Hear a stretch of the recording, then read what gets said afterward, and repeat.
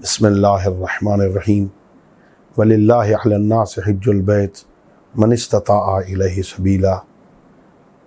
اللہ رب العزت نے اس دنیا میں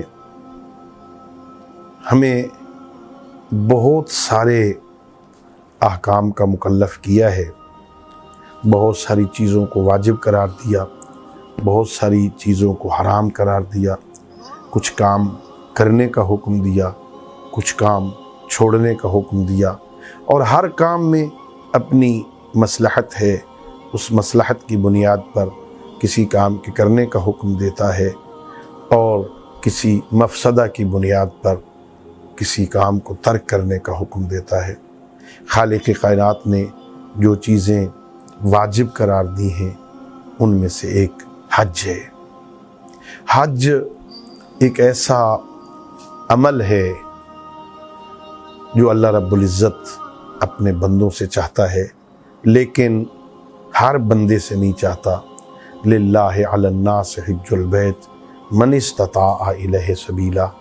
اس بندے پہ حج واجب ہے جو استطاعت رکھتا ہو، استطاعت مالی بھی رکھتا ہو، استطاعت بدنی بھی رکھتا ہو، اتنے پیسے اس کے پاس ہوں، اتنی رقم اس کے پاس ہو جو اس سفر کے اخراجات اس سے ادا ہو سکیں، اور جتنا عرصہ یہ مسافرت میں رہے اس کے گھر کے اخراجات بھی چل سکیں، نظام چل سکے، اتنے پیسے ہوں تو حج واجب ہو جاتا ہے۔ اور استطاعت بدنی بھی ہو، کوئی بیماری بھی نہ ہو، بیماری بھی لاحق نہ ہو کسی بندے کو، وہ حج پہ جا سکتا ہے۔ پھر اللہ رب العزت بڑا نوازتا ہے، چونکہ یہ جو حج پہ جاتے ہیں نا، یہ اللہ کے مہمان کہلاتے ہیں، ضیوف الرحمن، اللہ کے مہمان ہوتے ہیں۔ اور اللہ رب العزت نے اپنے بندوں کو حکم دیا ہے کہ اپنے مہمانوں کی عزت کرو، اپنے مہمانوں کا احترام کرو۔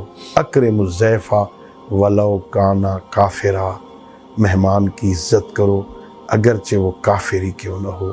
تو جو اللہ اپنے حبیب کے ذریعے سے ہمیں حکم دے رہا ہے کہ مہمان کی عزت کرو، وہ خود اپنے مہمان کی کتنی عزت کرتا ہے، وہ خود اپنے مہمان کا کتنا وقار بڑھاتا ہے۔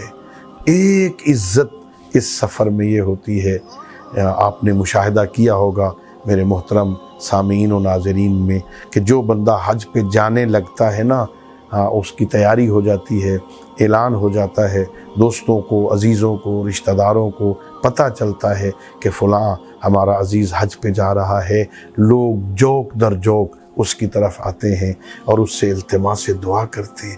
اللہ عزت دیتا ہے اس بندے کو، لوگ اسے التماس دعا کر رہے ہیں، آپ جا رہے ہیں وہاں، ہمیں یاد رکھنا، ہمارے حق میں دعا کرنا، ہمارے حق میں دعا کرنا۔ اللہ اس بندے کو، اپنے مہمان کو کتنی عزت دے رہا ہے۔ اور جب یہ حج سے واپس پلٹتا ہے نا، تو پھر بندے اس کے بوسے لیتے ہیں، کوئی ماتھا چوم رہا ہے، کوئی ہاتھوں کو چوم رہا ہے، کوئی اس کے بوسے لے رہا ہے۔ کتنا معزز ہو گیا اللہ رب العزت کا یہ مہمان، لوگ اس سے چوم رہے ہیں۔ اللہ کی بارگاہ میں اس کو کتنا مقام ملا، کتنا وقار ملا، کتنی عزت ملی، کہ جب یہ مکہ چھوڑ کے نکلتا ہے نا، تو روایتیں ہیں اس طرح نکلتا ہے جیسے آج دنیا میں آیا ہے، سارے گناہ بخشے جاتے ہیں۔ حضرت امام محمد باقر علیہ السلام فرماتے ہیں کہ جو بندہ حج پہ آئے، 9 ذی الحجہ کو میدان عرفات میں آئے، میدان عرفات میں اپنا دن گزارے، توبہ اور انابت میں وقت گزارے، تو جو 9 ذی الحجہ کو سورج غروب ہوتا ہے نا، اس سورج کے غروب ہونے کے ساتھ اس اللہ کے مہمان کے گناہوں کا سورج بھی غروب ہو جاتا ہے۔ اور معصوم فرماتے ہیں پھر اس کے بعد یہ شک کرنا کہ میں بخشا گیا ہوں کہ نہیں، یہ شک کرنا بھی گناہ ہے۔ اس یقین کے ساتھ بندہ میدان عرفات سے اٹھتا ہے کہ اللہ نے مجھے معاف کر دیا ہے، اللہ نے میرے گناہ معاف کر دیے، اللہ رب العزت نے درگزر کر دیا ہے۔ اور پھر جب پلٹ کے یہ بندہ اپنے وطن میں واپس آتا ہے نا، اللہ کتنی عزت عطا کرتا ہے اپنے حبیب کے ذریعے سے، اپنے معزز ائمہ خدا علیہ السلام کے ذریعے سے ہم تک پیغام پہنچاتا ہے، میرا مہمان پلٹ کے آ رہا ہے۔ جو بندہ اس حاجی کی زیارت کے لیے جائے گا، اللہ اسے بھی ایک حج کا ثواب عطا کرے گا۔ اور پھر اللہ اس فرشتے کو حکم بھی دیتا ہے کہ جب یہ بندہ واپس آ گیا ہے نا، میرا مہمان بن کے آیا ہے نا، اب ایک روایت 40 دن تک، ایک روایت 4 مہینے تک اسے حکم دیتا ہے جب تک کوئی یہ گناہ کبیرہ نہ کرے اس کا کوئی گناہ لکھنا نہیں ہے۔